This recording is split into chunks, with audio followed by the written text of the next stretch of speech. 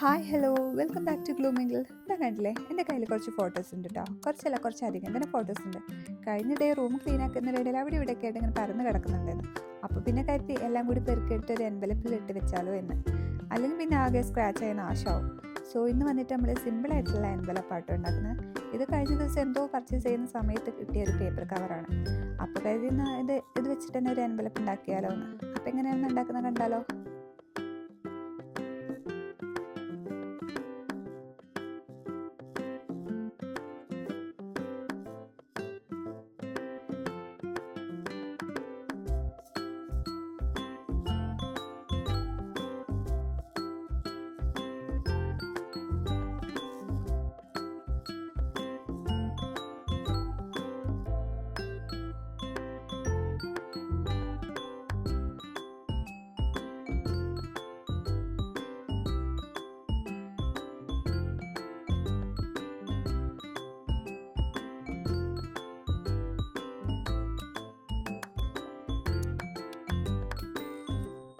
അങ്ങനെ സിമ്പിളായിട്ട് നമ്മുടെ എൻവലപ്പ് റെഡി. ഇനി ഫോട്ടോസൊക്കെ ഇട്ട് ക്ലോസ് ചെയ്യുക.